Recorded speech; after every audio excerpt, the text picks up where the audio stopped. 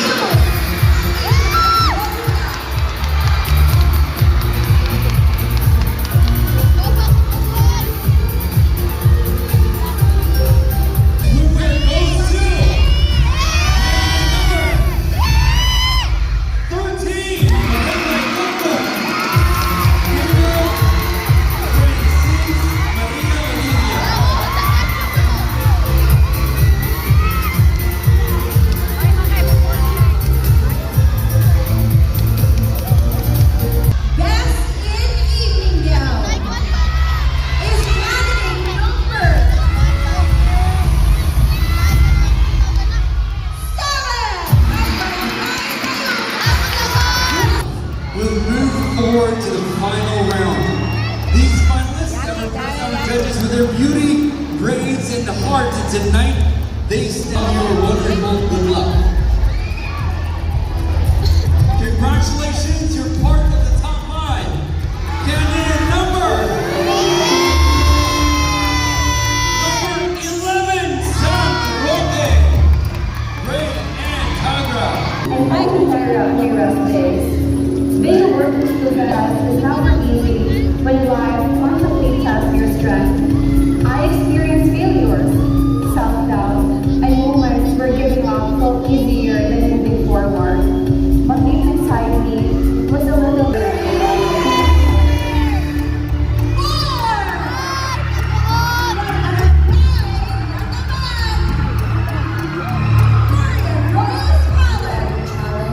I witnessed the strength of people who chose hope despite hardship. As a tourism management student, I'm passionate that Go Zero! Number 3.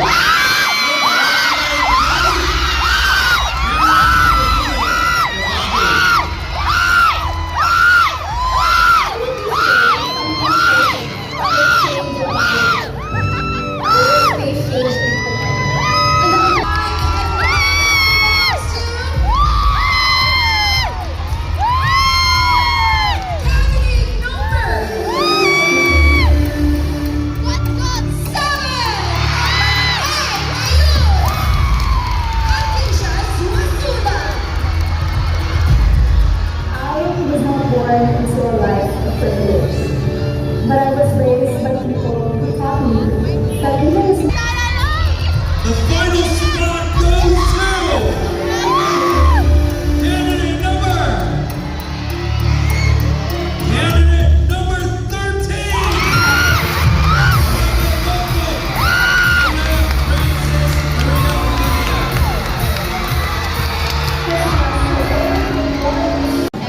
Let's welcome back our top 5 finalists on stage.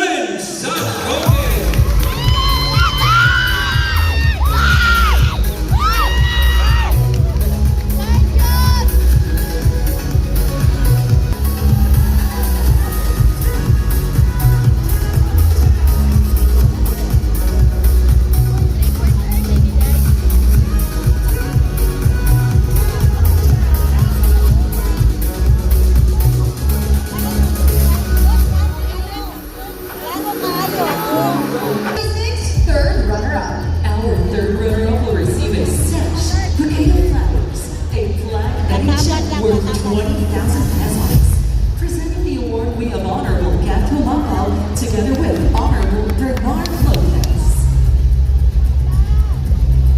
Miss Linoan 2026 third runner-up is candidate number 3 from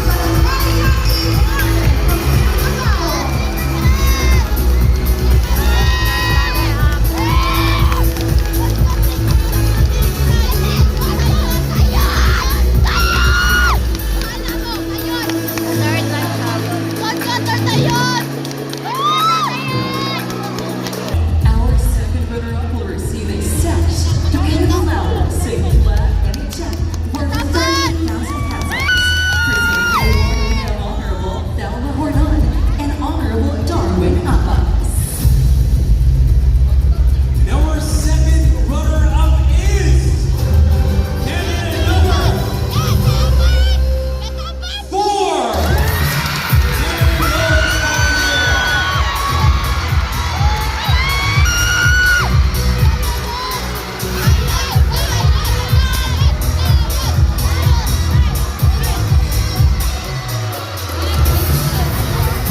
We got 2 ladies left, and one of them will be crowned your Miss Linoan 2026.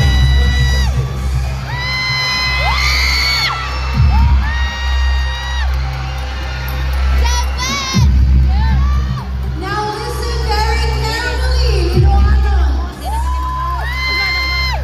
We will announce first the seating name winners will automatically be our first runner-up. But do not forget the first runner-up control is very crucial because if in any case our Miss Linoan 2026 cannot fulfill her duties and responsibilities, our first runner-up will immediately take her place. Our first runner-up will receive a sash, bouquet of flowers, a plaque, and a check worth 40,000 pesos. Presenting the award, we have Vice Mayor Margo Frasco, DOT Honor Secretary Kokoy Humapa, and GM Kit Comendador. And to our Miss Linoan 2026, she will be receiving a sash, bouquet of flowers, a plaque, and a check worth 50,000 pesos. Presenting the award, we have our Municipal Mayor, Honorable Mayor Aljo Fernando Frasco, and our Fiesta Executive Chairman, and our reigning Miss Linoan 2025. Ay, lahi na ng top 2 diri. Alisan sila. Alright! Linoan! Again, we will be announcing first your Miss Linoan 2026. Here we go. The new Miss Linoan 2026 is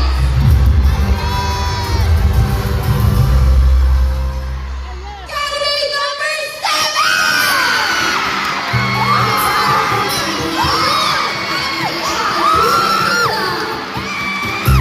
That is your first runner-up.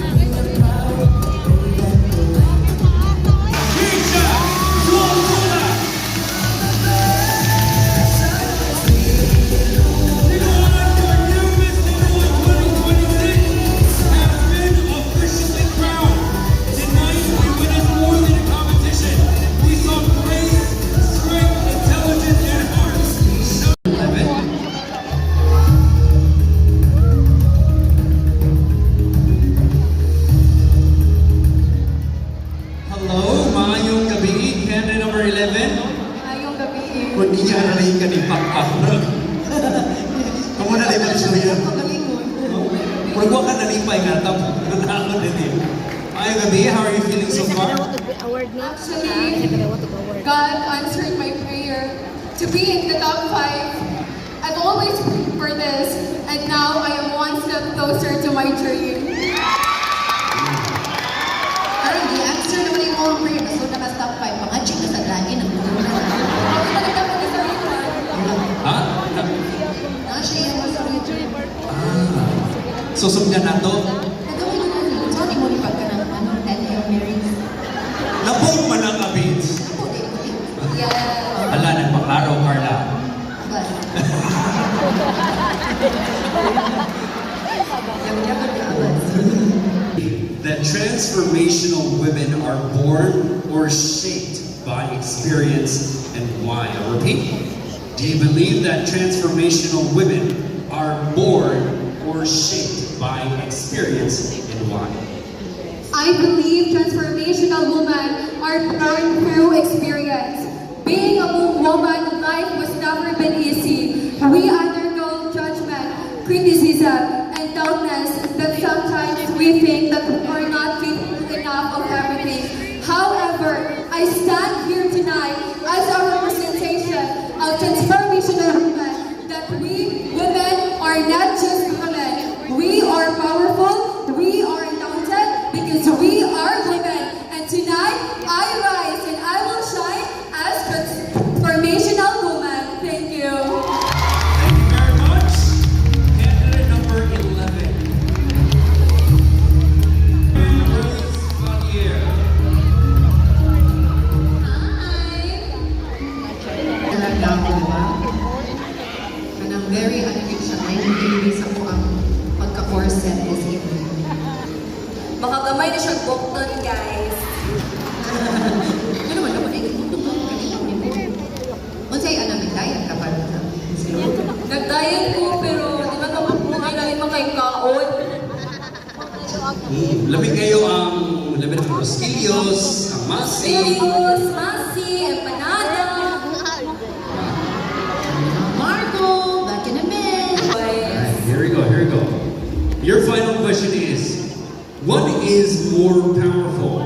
A woman who succeeds for herself or a woman who helps others rise with her? Repeat, what is more powerful? A woman who succeeds for herself or a woman who helps others rise with her? A truly powerful woman is someone who says to rise with others. Just like the devastation that hit Diloan last year, which is the typhoon. As an advocate for children and families going through transitions, I believe that real empowerment means showing up in moments of struggle to help others feel heard, supported, and understood as they heal. Being a resilient and empowered woman is not just strength in words, but strength in action. And I carry Diloan with me on the stage, not in its brokenness, but in its courage to begin again. Diloan, let's keep moving and charging forward.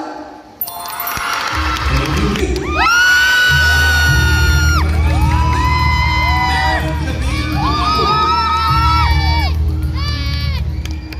Hello, maayong gabi. Candidate number 3. How are you feeling so far? Honestly, I feel speechless because I didn't expect to be part of the top 5. But I know. Yeah, so ayaw ka speechless. Get so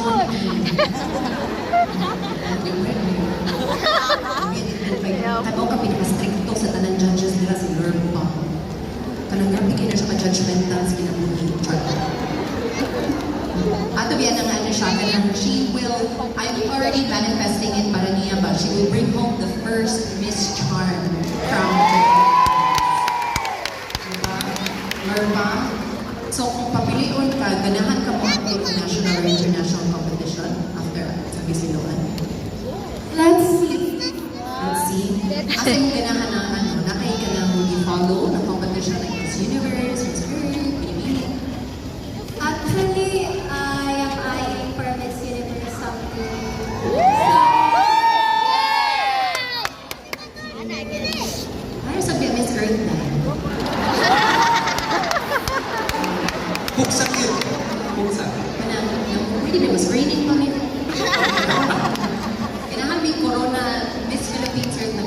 from Ilocan. Diba? Kapunaan dapat ang Miss Earth na mga international winners ang sa dapat Ilocan. Hindi ko naluhan lang. Hindi pa pinililuan ako. Diba? So, hopefully though, I will see you on that national stage representing Ilocan. Pero first, let's try and get you the Miss Ilocan crown, right? Alright, here we go. Kindly pick. Ikaw pa na yung kapili. Kindly pick one. 1, 2, 3. Dalawa na, nagaluwa na kita dito. Ala.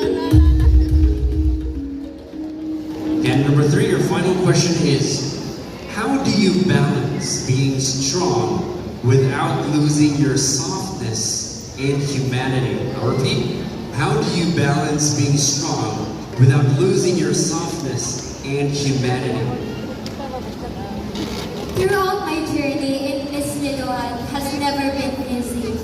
While balancing it, I use moderation. Because in moderation, we are able to balance the downside that I felt and also the winnings that I want to achieve. And I know my fellow Liloanos, let this be an inspiration from you. That even when you are down, as long as you have the moderation to rise up, even when you are down, that is the strongest humanity that you can ever show. Thank you. Thank you very much. Thank you, all right. Hi, Akisha. Akisha, naagit kay ka ng biggest supporter over there ng Kabla. Oh, you mean my uncle? Uncle? Murag auntie man na siya. Oh, that's my uncle. O ba siya ka-chika ni mo na auntie na siya karon. Pero ako na lang yung chika. Disney princess, kaya na mo. Uncle na siya sa mga. Di ba? Laki-laki din ka dito din. Kiki din pa sa Lako. But ano ko, can I ask though, I mean, you do look, are you half? Are you upgrading? I get my question a lot. Kaya ako sa ko yun to explain, but I basically, Ay na lagi papunta ng sunod ka lang. I'm basically 1/4 Italian. My dad is half Filipino, half Italian. So that makes me 1/4. 1/4 lang mo, pero kuhan kayo na no. Ito ba dito? Ciao. Ciao. Bujo. Buongiorno, lasagna e spaghetti. Pizza. Napoleana. Diba? But so, since you're half, your dad's half Italian, is that your favorite cuisine, Italian, or dirigyan mo ka sa lutong sukuan? I love Italian food, but lahira yun ang sutukil, ang lechon, ang duko-duko there is sa Philippines. So, Filipino food all the way. How similar is being Italian and Filipino? What are the similarities or the qualities that you like? I can't really answer that since I grew up in a Filipino culture. I was never really exposed with the Italian culture, so I'm a very proud Filipina at heart. A proud Ilocano people. Diba? Lami, bitaw sa itong lang. Yung chika. Asa ba pinakalami, diri mo kaon sa Ilocano? Kanaalatan na.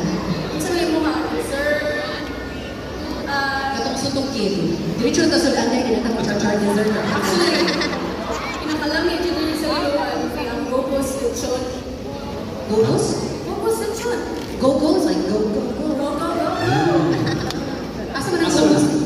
It's located in Poblacion, Iloan. Actually, I created a reel on TikTok about featuring Gogos lechon. So, you guys should visit. Yeah. Sponsoring Gogos me. Gogos! Diba? Gogos. Pwede naman yun. Well, at least proud Liloano, no? If she were to post anything, she posted something. Alright, your final question is, if you could instantly dismantle one cultural narrative that holds women back from their full power which one would it be? Repeat. If you could instantly dismantle one cultural narrative that holds women back from their full power, which one would it be? One cultural narrative that holds us women is that we are meant to stay at home and take care of the family. While I do not have any problems with that, however, I believe as women, we have the right to become whatever we want to be. We can take care of our family while building our name. We can care for our children while we prioritize our career. Because when women are given the chance to thrive, the rest of the world will succeed with her. Thank you.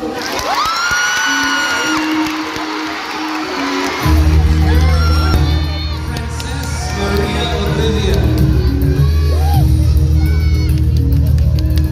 Hello, Mayong Gabi. Gabi sa tanan! Of course, you very much caught my attention during the swimsuit and the evening gown na kay choreography when you posed niyo. Kinsa may nagtulo ni mo? Of course, my one and only handler, Anton Velasco. Wow. Ang nagkita sa mo, pag swimsuit, ituyong kang katol. Ready? Definitely. Alright. One choice, I'm gonna give you a shot. Your final question is, what is a belief you held sacred for most of your life that you recently had the courage to unlearn? Repeat. What is a belief you held sacred for most of your life that you recently had the courage to unlearn? Good evening, ladies and gentlemen. Thank you for that relevant question. Growing up, I have always thought that being strong meant handling everything alone. However, I have realized along the way that true strength is allowing yourself to be vulnerable, to ask for help, and to admit that you are a human that needs connecting hands to survive. And that is why, ladies and gentlemen, I believe if you dare to